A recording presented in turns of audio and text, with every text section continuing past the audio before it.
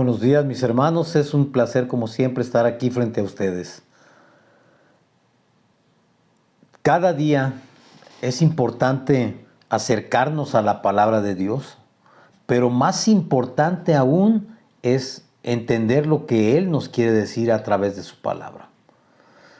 Estas últimas semanas y estos días, Dios ha estado hablando de una manera fuerte, clara, precisa, acerca de lo que nosotros debemos hacer y lo que no debemos hacer. La manera en que tenemos que comportarnos para poder ver de alguna manera manifestada nuestra naturaleza como hijos de Dios.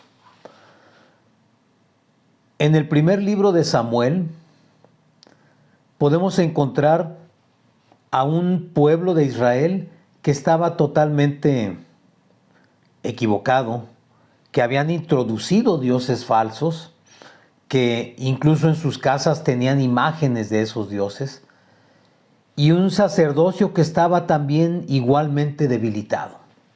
Entre esa situación, Dios levanta un profeta, que es Samuel, y Samuel comienza a trabajar cuando crece, y entonces Elí se da cuenta de que Samuel es profeta de parte de Dios. Cuenta en el capítulo 4 que en una batalla que tuvieron el pueblo de Israel contra los filisteos, también enemigos eternos de Israel, los filisteos los derrotaron. Y tal era la desesperación del pueblo y de la clase sacerdotal que decidieron llevar el arca de la alianza junto a los ejércitos, pensando que de esa manera Dios les iba a dar la victoria sobre sus enemigos. Qué cosa más equivocada. Tomar las cosas de Dios como si fuesen un amuleto, como si de eso dependiera realmente que Dios estuviera con ellos. No habían comprendido que si Dios ciertamente había desoído sus ruegos, era porque precisamente ellos se habían alejado del Señor. Cuando esto sucede, no solamente los derrotan los filisteos al pueblo de Israel, sino que además se llevan el arca. Se llevan el arca, por supuesto, los filisteos no sabían nada acerca de esto, simplemente se la llevan porque ellos ven que es un objeto preciado para el pueblo de Israel y se lo llevan. Esto les provoca al pueblo de los filisteos que comiencen a salirles tumores y a ser invadidos por una plaga de ratones. Intentan deshacerse del arca porque pues se dan cuenta que el tener el arca ahí les causa a ellos maldición. Les trae maldición lejos de traerles cosas buenas. Y ellos deciden devolver el arca. La regresan al pueblo de Israel y entonces en el capítulo 7 podemos ver cómo Samuel es puesto como juez de Israel y entonces dice, habla con ellos y en el 7:3 dice, habló Samuel a toda la casa de Israel diciendo, si de todo vuestro corazón os volvéis a Jehová, quitad los dioses ajenos y a Astarot de entre vosotros, y preparad vuestro corazón a Jehová, y solo a él servid, y os librará de la mano de los filisteos. Y entonces dice también que él reúne a todo el pueblo en Mizpá, y les dice, yo voy a orar por ustedes a Jehová. Dice también que se reunieron, sacaron agua y la derramaron y ayunaron ese día. Y dijeron allí, contra Jehová hemos pecado, y juzgó Samuel a los hijos de Israel en Mizpá. Cuando los filisteos se dan cuenta que Samuel está orando y el pueblo ha decidido hacer a un lado todos sus ídolos, entonces deciden volver a atacarlos. Pero aquí sucede lo extraordinario. Nos dice la palabra que cuando ellos iban subiendo, Samuel estaba sacrificando un cordero para el Señor, y entonces dice que Dios envió un estruendo y los filisteos se asustaron y salieron huyendo de allí.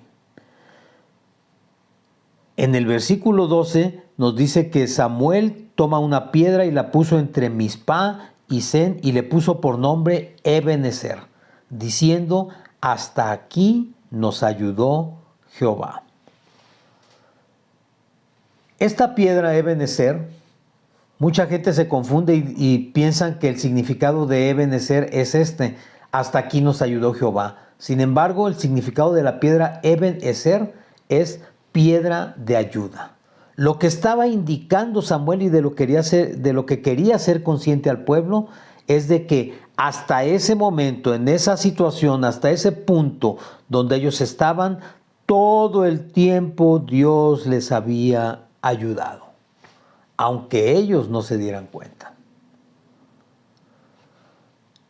Qué importante es entender que cuando caminas en el mundo, cuando estás embebido entre todos tus problemas, entre todas tus situaciones, es importante entender que no es que Dios te haya abandonado. Quizás tú estás metiendo en tu vida y delante de Dios ídolos y dioses falsos y les estás adorando a ellos. Por eso es que Dios, pues si tú confías en esos dioses, pues que ellos te saquen de tus problemas. Pero en el momento que Samuel los hace conscientes y les dice, quiten todos esos ídolos y ora delante de Dios por el pueblo, entonces Dios escucha y Dios actúa a favor de sus hijos. ¿Qué se necesitaba? Darse cuenta del error. Los filisteos es un pueblo que habitaba, digamos, en el área intermedia del norte de Egipto y el sur de Israel. Es decir, podemos decir que estaba en medio de los dos. Egipto, que representa al mundo, Israel, que representa al pueblo de Dios. Ellos están en medio, pero siempre han sido enemigos de Israel. Así están las cosas en el mundo contra nosotros. Aparentan ser cosas buenas, aparentan ser de alguna manera espirituales, pero no tienen nada de ello.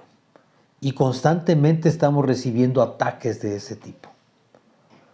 Porque los filisteos son eternos enemigos de Israel. Recordemos que Sansón era filisteo.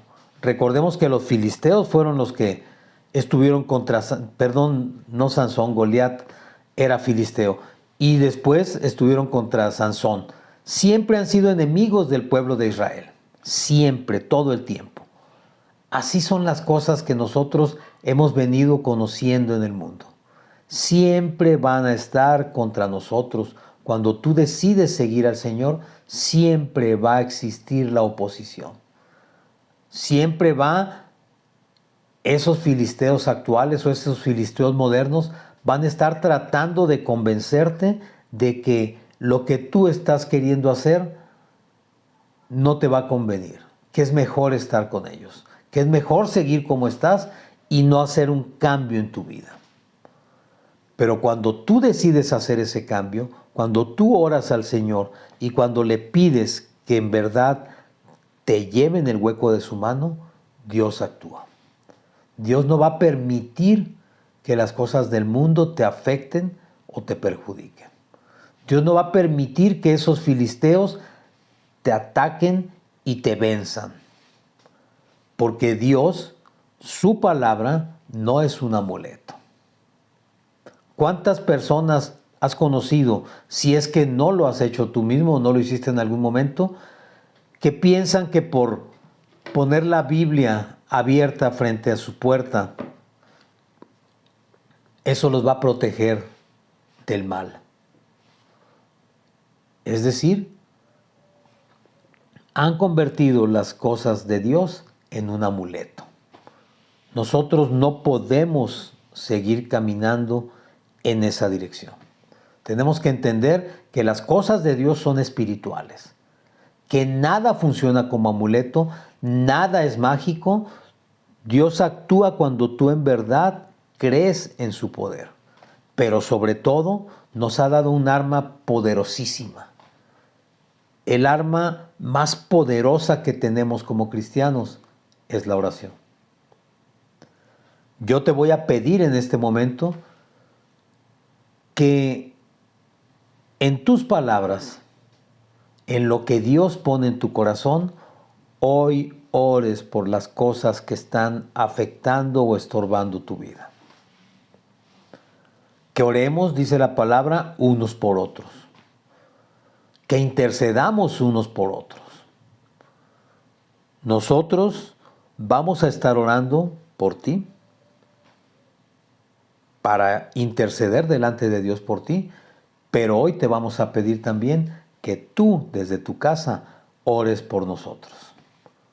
Que ores por este ministerio, que ores por esta iglesia que está naciendo y que ores para que el Señor nos cubra con su preciosa sangre y que hagamos fuerza como pueblo de Dios para que Dios escuche nuestras oraciones. Nosotros, por nuestra parte, vamos a estar orando por todos ustedes, por todos los que escuchan estos mensajes, por todos los que los comparten. Si tienes alguna oración especial en que tú quieras que te apoyemos, haznosla llegar.